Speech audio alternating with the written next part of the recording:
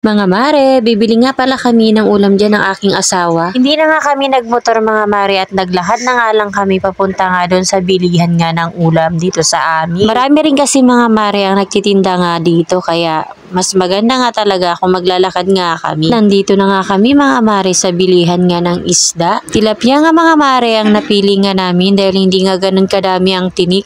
Kung bangus naman mga mare ay sobrang matinik nga at hindi nga pwede sa mga bata.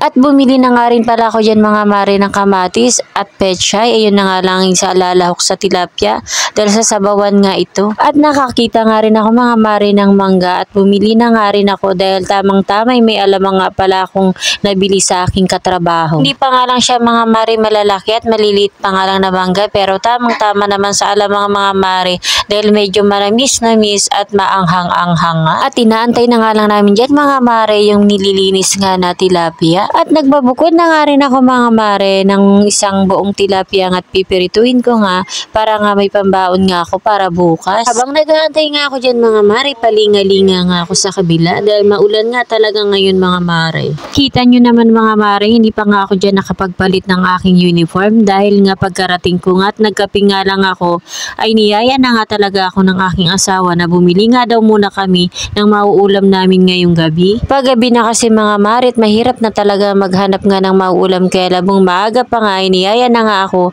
ng aking asawa. At ayan na nga tapos na nga kami bumili mga mare at naglalakad na nga kami pa uwi nga sa amin at kita nyo naman mga mare ang kalsada ay basa naman talaga. Asawa ko na nga dyan mga mare ang nagbibideo. Alam nyo naman mga mare nahihiya pa ang mare nyo. Ang luto nga pala namin dito sa tilapia ang binili namin mga mare sasabawan na nga lang at lalagyan nga ng kamatis at pechay. Fast forward na pala tayo mga mare. Nandito na nga pala kami sa aming munting tindahan at syempre nga mga mare yung binili nga naming ulam ay si tatay na nga lang ang magluluto at si tatay na nga rin mga mare ang naghugas nga ng isda. Alam nyo naman mga mare hindi ko nga mahuhugasan dahil hindi rin talaga ako pwede nga magbasa. At ayan na nga mga mare, kinukwenta na nga dyan mga mare yung pautang nga ng aking asawa sa tindahan.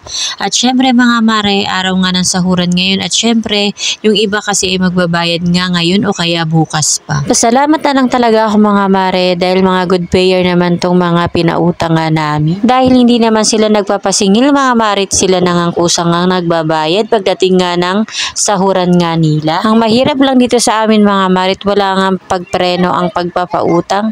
Kaya minsan mga mare, yung puhunan talaga namin ay nasa utang na nga talaga. Sa pagpapautang mga mare, kailangan lang talaga marunong ka rin talagang maningil. Dahil kung mahihiya ka mga mare, ay hindi mo talaga masisingil ang mga pinapautang mo. Meron kasing nangungutang mga mare na hindi nga nagkukusang magbayad. Yung kailangan mo pa talaga silang singilin. Kaya kailangan mga mare, pag nagtindahan ka nga talaga, matyaga ka nga rin talaga. At matuto ka rin talagang maningil at hindi ka rin talaga mahihiya. So hanggang dito na lang.